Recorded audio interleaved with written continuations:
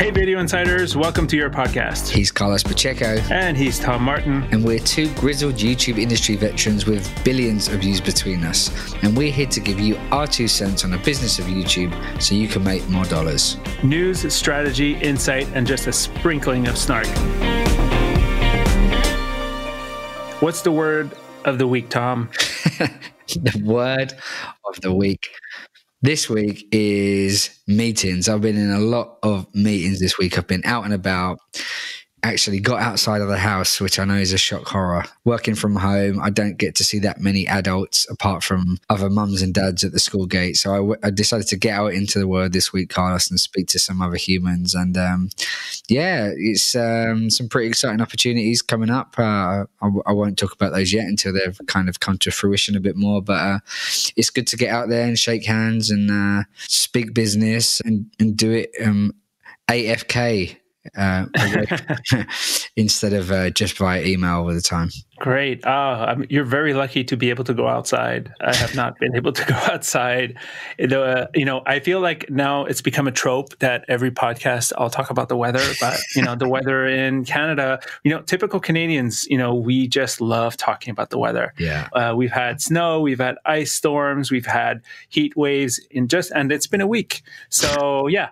That's been my life. And obviously, work, because when you have a business, you're the boss and you need to take care of everything. So it's been, I haven't seen the sun in a month.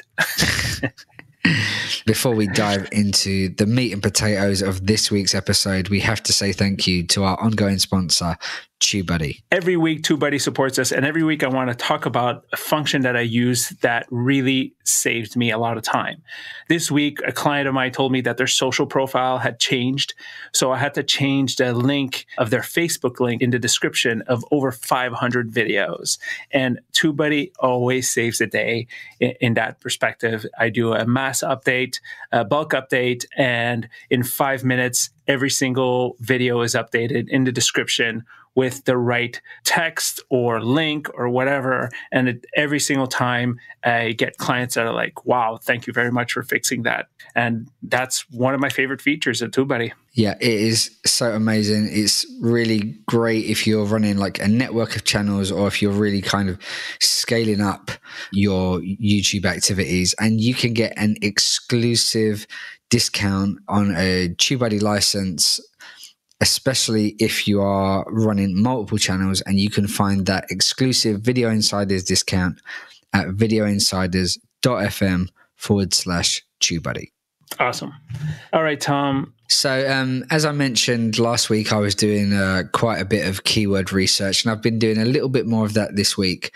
But even though I haven't been doing the actual keyword research, I've been thinking about it a lot this week. Yesterday, I submitted my final talk for VidCon London, which I will be giving as we record next week. So that's really exciting. And also been doing a lot of work for my course on keyword research. And with VidCon coming up next week, we thought we'd give you a little taste of what my talk is going to be about, and also just discuss generally what is keyword research, how would it be useful for you, especially if you're running more of an industry type channel as opposed to like a creator at home. But this is all relevant definitely to the kind of independent creator as well. Yeah, I have to say it's a little bit of a black hole for me because I don't do keyword research. I do sinner, blasphemer, blasphemer. You know what? I don't do the research, but I do optimize on keywords. I do know how to optimize by keywords, but I don't do long tail research. But you've been sort of like hammering the nail over the last few months, and I'll be starting to look into that as more and more channels come my way, and I need to rebuild them. So tell me, what in essence is keyword research? Well, in its most basic form, I actually kind of learned this art form when I was a blogger, way before I'd ever started my own YouTube channels. And basically what it is, it's getting the kind of search data and finding out what is the exact language people are using to search for whatever they're searching for, in what kind of volume are they searching. So, is it a huge search term? Is it a trending search term? What is the competition like for that keyword? Are a lot of people going after it? You can imagine trying to rank for the word Fortnite is going to be pretty much impossible now if you're just getting started. And so you need to have an idea of that competition. So what it is, it's taking that data, finding what people are searching for, how they're searching for it, and then optimizing your content strategy around that. So making videos that have got a built-in audience, a guaranteed audience, which isn't too competitive. And then on top of that, optimizing each video so that YouTube helps you to be discovered for those keywords. Whoa. Have you seen, what are the results that you get, when you do these things? Is it immediate, or is it, when you start working on a channel and you need to fix it up or update it or all that sort of stuff? What kind of results can somebody expect when they do this keyword research? Well, I've seen optimization on certain videos that has taken effect almost immediately, but generally it takes a while for YouTube to see the changes that you've made, because I often advocate that people go back and clean up their old videos as well. But generally, it can have a seismic effect. Some of the channels that I've worked on, probably the biggest change that I've seen where we implemented this strategy went from around 30 million views a month to about 150 million views a month. Whoa. And not much difference in the content we were putting out, but mainly due to going back, optimizing our old videos, and then making sure that all new videos were optimized to that same system that we create basically once we've done that keyword research. It's a system that I've honed and developed over the last 7 years, but really kind of crafted it down to a science, I'd say, in the last 2 years. It works. It gets some serious results. Now I use it before I launch a channel. I make sure I've done the keyword research. If there isn't an opportunity there, I'm probably not going to launch a channel in that space purely based off of that keyword data. So to me, it's just like a vital ingredient that, honestly, if you're not doing it and your competition you're just light years behind. Well, I'm again, that I feel like that's a poke at me, but no. I work with a lot of creators, experienced and novices, and no one is doing this, or at least, and even if they are, they're not doing it anywhere to the level that they probably should be. Yeah, I mean, I was obviously joking, but I was also gonna say that, I don't know, I think it was a couple years back, I saw people start to say that keywords and tags no longer count for anything or don't really matter anymore, especially when YouTube started to go into more of a social sharing algorithm situation. I, for one, still see the value in it because, I'm not as sophisticated as you when it comes to keyword research, but I still do the research in terms of looking at the content, what it should be focused on, and cleaning up the keywords based on what, the vertical is. And, I can attest that it works. I've had clients that, that, again, we're not talking about these 50 million view clients. I'm talking about clients that, make a business off of their YouTube channel and are generating thousands of views.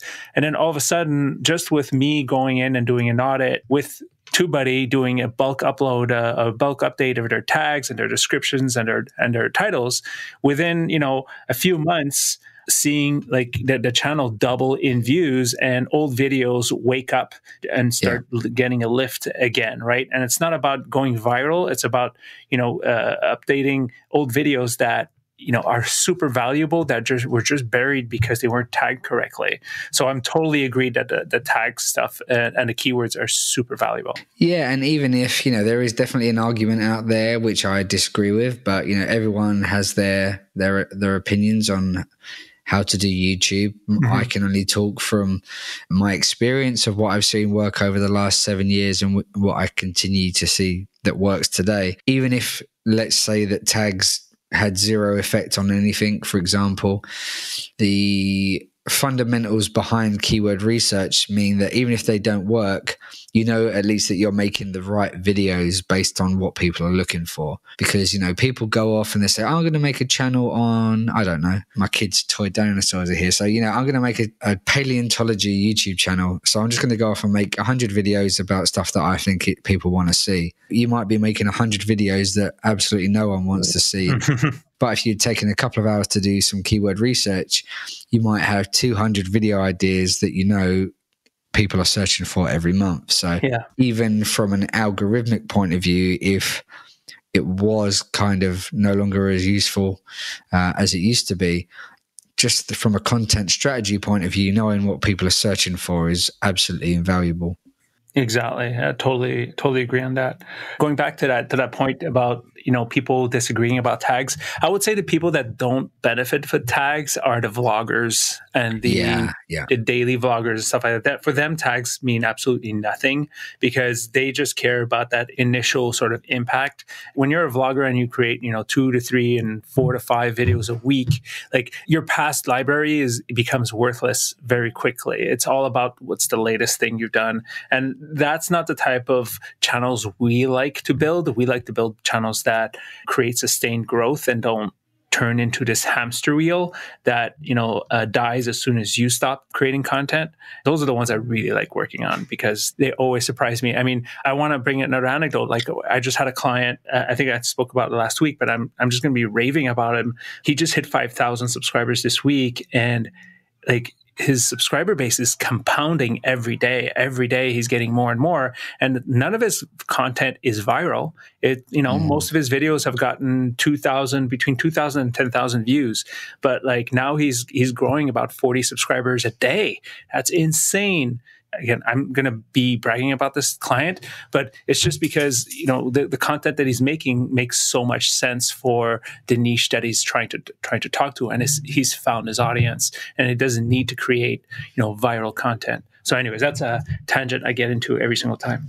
Yeah, no, definitely. This certainly has a bigger compound benefit for like how-to channels, educational channels, and it certainly works for kind of TV, movie content, like you know, with known names, and brands. So, tell me, how does this work algorithmically wise? Yeah, so at least the system in which I've kind of created, and a system that I teach to other people and that I kind of carry out for clients, is that people think of keyword research as purely a search play. Like you put in some metadata for a certain keyword and then bang, I'm in the top 10 search results for that term on YouTube. And that is important. And that is probably the number one reason that I say that you should not launch a channel without doing keyword research, because it's probably the number one growth mechanism is to be found in search early on. Because how else I got people going to find you early on in your YouTube journey if you're making videos that are competing for the biggest keywords with the biggest competitors? It's just not gonna work. But really, the power of the system that I use is to help generate and engineer relationships between videos on your channel, because I'm sure you would agree that the most long-term, sustainable and obtainable views that show that like long-term growth curve are suggested views. So what this system really does is help to engineer relationships between your own videos so that you dominate that suggested sidebar. And the basic theory behind it is YouTube sees lots of similarities between the metadata of all of your videos. And if someone likes one of your videos, they're much more likely to then recommend something from your catalog as opposed to recommending something from someone else. And then it just becomes a virtuous cycle, because they watch one of your videos, then they go on to the next one and they're suggested, and then that connection is like solidified in YouTube's Google Brain, and then it just keeps suggesting and suggesting and suggesting, and then they'll see that people are going on those journeys through your videos, and then they'll try to replicate that journey by suggesting your videos to other people. Wow. I mean, at the end of the day, like that's sort of like, everybody's goal, right? Yeah. One of the things like you sort of want to specify is that when you do this keyword research, it's not just about the keyword tags, right? It's it affects the titles, it affects the content, it affects the description. That's all part of it, right? And it can even I bet it can even affect the name you decide for the channel as well, right? Absolutely. Channel name, the kind of about section, channel keywords, playlist titles, playlist descriptions. Yeah, and even like the scripting of your videos. Like, are you hitting those keywords, key phrases that people are searching for? Oh. And which is where the kind of captions come into their own as well. Yeah. So you supposedly have a 5-point system. So I'll admit it, I don't know what your system is. I haven't heard you talk about this. I wasn't at VidSummit last year, so I have no idea what your system is, right? So you have to explain it to me. We'll have to share this offline in more detail because my talk is generally an hour long, but Cole's notes. It's gonna teach. It usually takes me a couple of hours to teach this process to somebody. And before I spoke about it at VidSummit, I'd only ever taught people that had worked directly for me how to do it. So it's a bit of a watershed moment for me, kind of giving away my secret sauce, and I held nothing back. But it seemed to really pay off, and it was very well received at VidSummit. So very cool. But trying to sum that up into a few minutes is going to be a bit tough. But what I'm going to do is pretty much give you the broad strokes. So there are a number of tools that you can use for keyword research, and there are a number of new tools that are just starting to open up their data set to include like YouTube search data. I don't know if you remember this, Carlos. This is going to be another one of my old man reminiscent stories. Do you remember when YouTube had its own keyword planner that you could openly search for this data? Oh man, that rings a bell, but no, I don't remember. Yes, I think it was like youtube.com/keyword tool or keyword planner, something like that. You could get all of this data directly and freely from YouTube. Oh man. And they would but they closed it back in 2012, just as I was starting to use it. So yeah, that data is not available publicly, or I believe through the API either. So there are a number of tools that offer different data sets based on different estimates, and I don't know how they work, so I can't really comment. But the tool that I use mainly for my keyword research is vidIQ, and the only reason for that is that they are currently, at the time of recording, the only tool that give you the kind of search volume data. So instead of giving it a score between 1 and 100, they'll actually say this is getting 225,000 searches per month. Wow. Really simple tool to use. You only need the kind of lowest plan to unlock that tool and all its results. And it's really simple. You just use it like a Google search engine. You put in a keyword, a key term, and it will give you the search data for that term, the competition data for that term, but it will also give you a giant list of related keywords. And this is where you find the gold in the rough, basically, because you might find a keyword that you weren't thinking about, but it just so happens to get a lot more search volume and less competition. So the kind of first point of my 5-point system is just to harvest as much of this data as possible. So let's say we were making our dinosaur channel. We'd put in a load of kind of what I would like to call seed keywords. So like dinosaur, paleontology, archaeology, fossils, Jurassic period, kind of broad terms. Stick those into the search engine and it will give you the data for those terms, but then all of the related terms. So I just take all of these terms, stick them into a spreadsheet, and I usually end up with anywhere between 3,000 and 8,000 keywords. So quite a lot of data to be dealing with. Wow. And obviously, that's far too much data for any one human to be dealing with. And also because a lot of the keywords end up being the same, you get a lot of duplicate values and stuff like that. Mm-hmm. So the next point in the system is like a cleanse. So I remove all of the duplicates from that data, and then I remove all of the really low search volume keywords as well. So I don't waste my time analyzing stuff that's getting searched for like 100 times a month, say. Wow. And then usually I end up probably taking out about 70 to 80% of results are just cleansed totally. So I never have to use that. And stop me if you've got any questions about any of these points, Carlos, or if there's anything you think that needs clarifying. No. So then the third step is to actually go through and analyze the data that I've got. And then start to assign it some kind of value. So I look at a keyword and I say, is this keyword good enough to make a video on? Or is it more valuable and I can make a series of videos about it? Could I make 10 videos about it? Or is it big enough to make like a whole category of videos on, and I could make like 100 videos trying to target that keyword? Or is it so big that I'd start an entire channel around it and try and make 5,000 videos that are related to that topic? Wow. I'm very curious to know what makes that decision in terms of like, should it be a channel? Should it be a series? Should it be a video?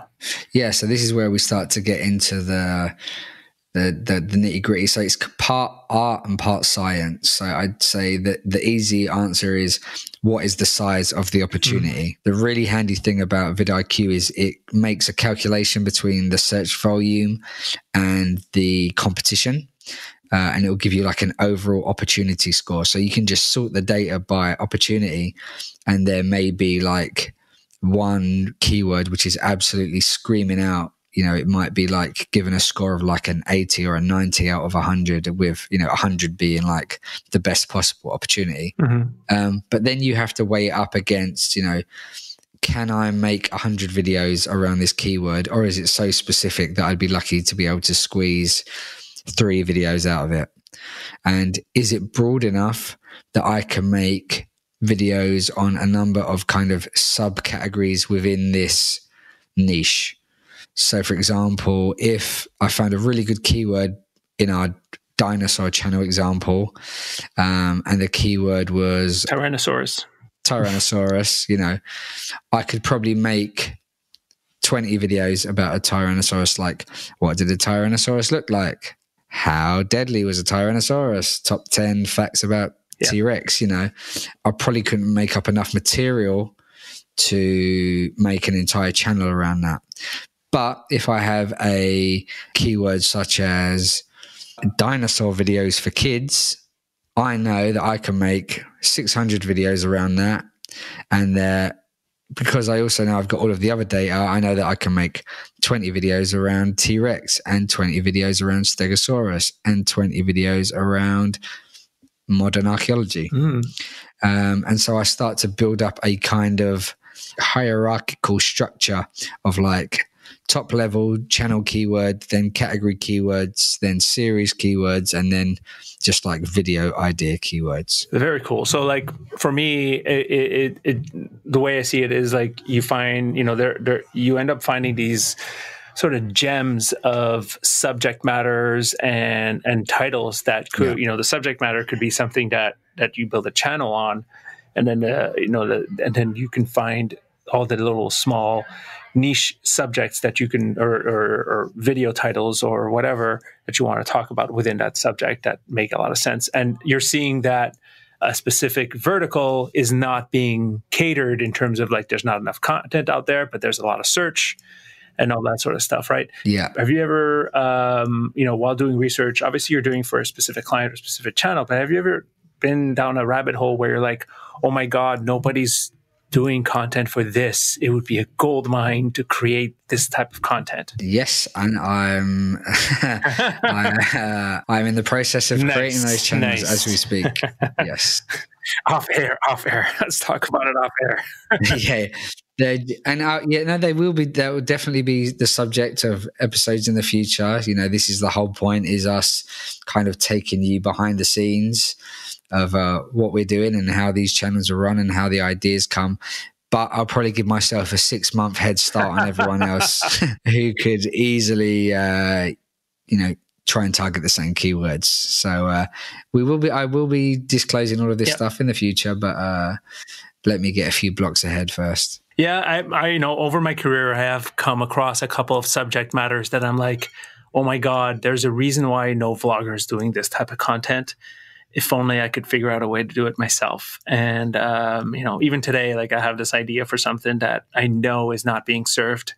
And I'm just not a content creator. So I just can't push myself to become a content creator. I do experiment here and there, but it's just like, oh man, I just don't have the patience or the time to think about it. Yeah. But yeah, I have seen verticals like that, but that's more like you said, it's more of an art. It's more like, I'm, paying attention to, various types of channels, and I'm seeing, this channel and this type of content is doing really well. And I'm like, oh wait, vloggers can't make this type of content. And a lot of companies don't make this type of content, but I know that there's a lot of demand for this. So, I totally get where you're coming from when it comes to that. Have you ever had an example or a project that didn't work because of, research, because of keyword research? So all of my client work to date has been like, sometimes I deliver my clients a keyword package and I'm just so jealous. I just feel like I'm delivering you just gold in a box here. Like, this is worth, and I'm not, I look at some kind of systems that I deliver and I just think this is worth, maybe I can't put a price on it, but I could say, you could easily be at 1 million subs from zero in, 1 or 2 years. Wow. It's that good. Like, the opportunity is so big. But generally what I do before I consult on this kind of stuff is I can look within 2 minutes to see if there's even worth me going down that rabbit hole. So if you say to me, all right, I'm going to do a channel around button collecting, I'll quickly do a really, really, really high level search, and I'll tell you straight away, like, I'm not going to take your money to look into this because there's just not the search around it. Oh yeah, makes sense. Yeah, I mean, obviously we're at a point in our careers when we do get, a bunch of people come our way with, ideas and channels, and you're like, yeah, it's not even worth it for me to help you out because you're obviously not. Yeah, and it's not even that. It's that, I can't deliver you what you need because it's just not there. It's nothing to do with size of channel or anything like that. It's just maybe I can't deliver you a system in a box when no one's searching for the stuff that you're making, which is really the biggest, the biggest lesson is that maybe you're really on the wrong path here. And it's not always going to be the case 100% of the time, because they're going to be people that are trendsetters and people that, start something, or they have different ways to get exposure to that video. But as a guide, if like you're getting no results back, then it's a very good early warning sign. Hey, I bet you that 10 years ago, nobody was searching ASMR. Yeah. So, they could be early creators or early influencers that create a new thing. And, doesn't mean they're in the bad path. It just means that nobody knows about it yet. And you'd have a lot more work ahead of you in terms of building that ecosystem, right? Yeah. But then what I always say is then you just need to kind of check your expectations a bit. Very true. Very true. Yeah. I mean, the expectation things is hilarious. Anecdotally, we were talking about off air where, I recently had an opportunity come my way, and somebody with a library of content, and they're expecting to start making thousands of dollars day one. We try to tell our clients and try to make them understand is that it's not an overnight success situation here. And even your work that, really does work. And I've seen it work on my end. Again, like, my level of keyword research isn't as exhaustive as yours. And I commend you for being able to sell that package and being able to sort of really create something that's super valuable. But, it's one of those things where there's been a lot of charlatans in this industry, guaranteeing a lot of things. And we're trying to sort of make people understand that it's not an overnight thing. Even when you have a lot of content, right? Even when you have hundreds of videos or thousands of videos, right? Google's system, takes weeks, if not months, to sort of rescrape your videos in the algorithm. And I, for one, have seen it on small channels, really work really well. And I've seen it on big channels where it doesn't do anything.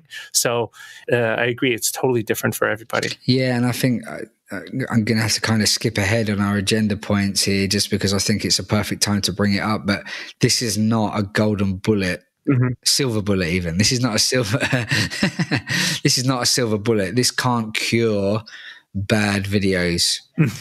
This will explode good videos. It will help average videos.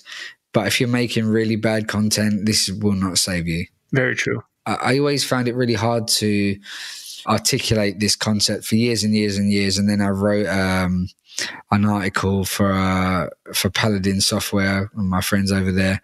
And I finally managed to kind of sum up what I meant. And what I came up with is that kind of SEO work and optimization is just a multiplier of quality. So if you're doing great work and it's really well optimized, then it's going to fly. But if it's awful, you can optimize it till the cows come home, but you can't polish a what.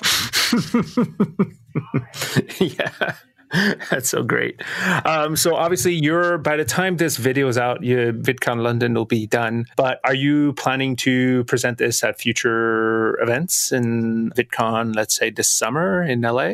I would love to, but yeah, we're also trying to see if we can do a Video Insiders by then as well. Live podcast. Yes, that would be awesome. So please tell the VidCon creators you want to see us up on stage live. That would be great. So yeah, so where were we going through the points of the system? So yeah, point 4, I sort all of that data. Once I've assigned it a value, I sort it into buckets and categories and make that hierarchical structure like really clear, so that it's just a copy and paste system. So that I know basically what are going to be the upload default tags, what are going to be the set of tags for each category. So every time I do a video about a Stegosaurus, I've got 5 or 6 tags that relate to that. Every time I've got a video about a T-Rex, I've got 5 or 6 tags that relate to that, and that's also going in my description and in my titles and playlists and stuff like that. And then so to implement that, basically we want to be as consistent as possible. So you've got all of these like buckets of tags, and it really just becomes a copy and paste job. This is what is so beautiful about this system, is it's really consistent and like super ninja from an SEO point of view, but it also saves you loads and loads of time, because you are basically, I'd say like 60, 70, sometimes 80% of the metadata is going to be identical across similar videos. Mm-hmm. And then you kind of just sprinkle on the video specific stuff so that nothing is 100% unique. And this is where TubeBuddy really, really, really comes into its own, which is why, I recommend this as a tool as well, is that you can set up upload defaults for like unlimited categories. So I could set up a T-Rex upload default so that every time I upload a video about a T-Rex, I just select that profile and it auto populates half of the, 3/4 of the title that include those T-Rex keywords. A big chunk of my description includes those T-Rex keywords and a link to the T-Rex playlist. And then it includes my upload default tags and my T-Rex category tags as well. So then all I need to do is come along and instead of copying and pasting and kind of managing all of that, I just come along and put in the video specific stuff on top of that. And not only is that save me a load of time, but I know that that's identical across all of that category. And that all comes back to ultimately, like we said at the top of the show, engineering those relationships between our own videos. Wow. It reminds me a little bit of search engine marketing. Did you ever do that? I tried to rank my blog as best as possible, and that was about it. Okay, but I'm talking about buying keywords with Google Ads, right? So I've did that for many years before, and actually back to doing it these days for certain clients. And talking about specific keyword buckets and messaging is very much in line with the way Google works, right? It's the way you structure a keyword list for a campaign, for a brand's campaign, are very much in these these verticals and buckets and specifics that, where you want your ads to appear. And it just gave me a little bit of like, flashback to that. Not flashback, but it just reminds me a lot of that sort of thinking. Yeah, we're just trying to be as structured and logical as possible, and making YouTube's job as easy as possible to identify us as a relevant video to our other videos. Yeah. Yeah, it's sort of the same thing when you're thinking about, buying keywords. You buy the keywords and you make sure that the text ads are super relevant to those keywords. And this, none of what I'm suggesting is black hat. None of this is kind of shady. None of it breaks YouTube's terms of service. This is all above board. It's just we're taking a more scientific approach to our metadata than most people would. Yeah, and until YouTube takes it away. Well, they've already took it away in 2012, but we'll see. They could take away the tag box, but I'll still be doing the keyword research anyway, because just for like video ideas, as I say, I think it's invaluable. Yeah, so if you don't get a chance to see me presenting this live, you will have the opportunity to purchase my course on keyword research, which is due to be launching this March, which I've made in conjunction with my good friend Chris Sharp, who is an absolute genius when it comes to YouTube, another keyword research advocate, and he is a huge part of the success of a YouTube channel called Yoga with Adrian, which is the world's largest yoga channel and an absolute behemoth. So if you want to find out more about that course and when that's going to launch, you can get on the pre-launch list at www.channelfuel.co/course, and we'll also include a link to that in our show notes for this episode, which you can find at videoinsiders.fm/episode 5. Awesome. That was great. Thank you very much for bringing me up to speed and what the hell this, keyword research you've been talking about for the past. You've been chewing off my ears, not talking. It's always keyword research this, keyword research that. Well, we'll have to have a little offline session and go through the finer points. Exactly. Cool. Well, that was another episode in a can. We'd like to say thank you very much to our sponsor, TubeBuddy, who helps us and supports the show. And also helps you to run your YouTube channel a lot more efficiently, save you a lot of time and a lot of resource. And remember, you can get a unique discount only for Video Insiders listeners at www.videoinsiders.fm/TubeBuddy. Awesome. Let us know what you think of the podcast. Give us a review. Share with your friends that do the same thing that we do, and shoot us questions on Twitter. We're at Video Insiders on Twitter, and And most importantly, we finally got our email address working this week. Thanks for calling me out on that. Quick joke: how many YouTube channel managers does it take to get an email address working? Hello. 2 and many, many hours. But yes, please do share the email address. Yeah, so it's hello@videoinsiders.fm is our main email address. If you have any questions, if you think we should be talking about specific subjects on future episodes, shoot us an email and we'll do our best to answer it. I'll speak to you in a couple of weeks, Carlos, and I'll see the rest of you soon. See you after VidCon. Yes, I look forward to talking to you and the listeners all about it. Awesome. Bye.